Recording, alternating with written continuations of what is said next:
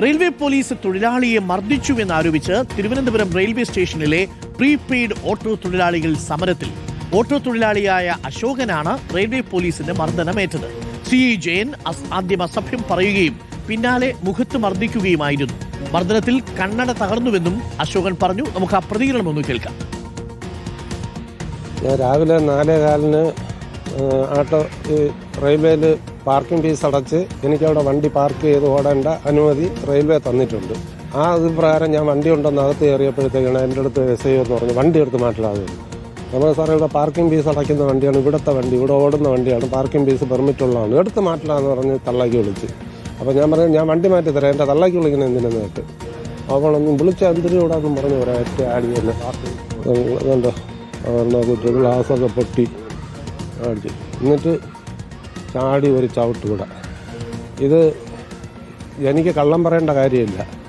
6:15 റെയിൽവേയുടെ 5:15 railway camera, 4:15 ആ camera പരിശോധിച്ചാൽ കൃത്യമായിട്ട് അറിയാം എന്നെ ചാടി ചവിട്ടുന്നത്, എൻ്റെ കവാല കുറ്റിക്ക് അടിക്കുന്നത്. ഞാൻ ഒരു തെറ്റും ചെയ്യാത്തവനാണ്, ഒരു പ്രയോജനം ഇല്ലാതെയാണ് എന്നെ ചെയ്തത്.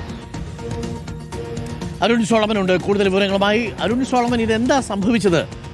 പാവപ്പെട്ട ഓട്ടോ തൊഴിലാളിയാണ്, അദ്ദേഹം പറയുന്നതനുസരിച്ചാണെങ്കിൽ അത് മോശമാണ് പോലീസിന്റെ ഭാഗത്തു നിന്നുണ്ടായത്. Good morning Arun.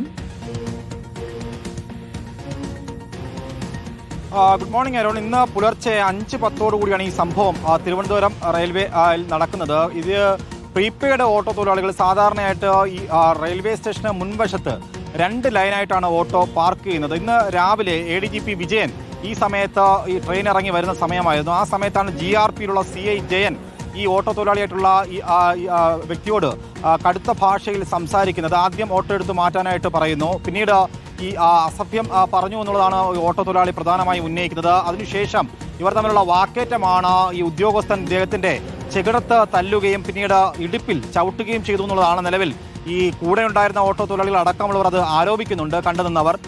ഇതിനോടകം തന്നെ ഈ ചെകിടത്തടിച്ചതിന് പിന്നാലെ ഇദ്ദേഹം 64 വയസ്സുള്ള ഒരു മനുഷ്യനാണ്. അദ്ദേഹത്തിന് നേരത്തെ തന്നെ ചെവി സംബന്ധമായിട്ടുള്ള പ്രശ്നങ്ങൾ ഉണ്ടായിരുന്നു. പിന്നീട് ദേഹാസ്വാസ്ഥ്യം അനുഭവപ്പെട്ടതിന് പിന്നാലെ ഇപ്പോൾ ജനറൽ ആശുപത്രിയിൽ അഡ്മിറ്റ് ചെയ്തിരിക്കുകയാണ്.